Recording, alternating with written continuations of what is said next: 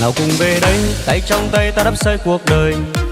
Nào cùng về đây, tay trong tay ta nối kết tình thân. Dù người Công giáo hay lương dân, dù khác màu da hay quốc gia, mình là anh em con cùng một Chúa. Nào cùng về đây, theo Giêsu thắp đức tin cho đời, học hành truyền chăm luôn yêu thương phục vụ hy sinh. Đồng lòng dân bước cho ta nhân lòng chẳng nghỉ suy, dẫu gian nguy quyết chi ra đi, làm rằng danh Chúa giờ đời. Nào cùng bước theo Giêsu làm muối cho đời. Nào cùng đi tăng yêu thương cho đời sâu răng lối.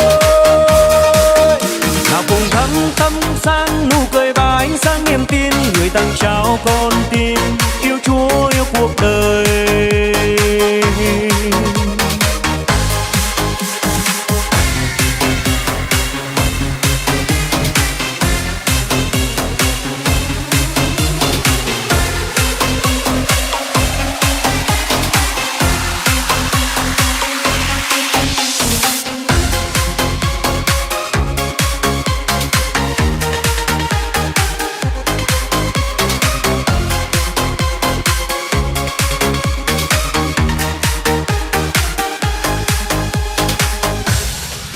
Nào cùng về đây, tay trong tay ta đắp xây cuộc đời.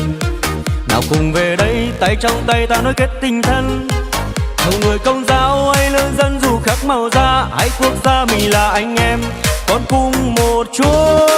Nào cùng về đây, theo Giêsu thắp đức tin cho đời, học hành truyền chăm luôn yêu thương phục vụ hy sinh. Đồng lòng dân bước cho ta nhân lòng chẳng nghỉ suy, dẫu gian nguy quyết chi ra đi, làm rằng danh Chúa giờ đời. Nào cùng bước theo Giêsu làm muối cho đời. Nào cùng đi tăng yêu thương cho đời sâu răng lối. Nào cùng thăm sang nụ cười và ánh sáng niềm tin, người tặng trao con tim yêu Chúa yêu cuộc đời. Nào cùng bước theo Giêsu làm muối cho đời. Nào cùng đi tăng yêu thương cho đời sâu răng lối. Nào cùng thăm sang nụ cười và ánh sáng niềm tin, người tặng trao con tim yêu Chúa yêu cuộc đời.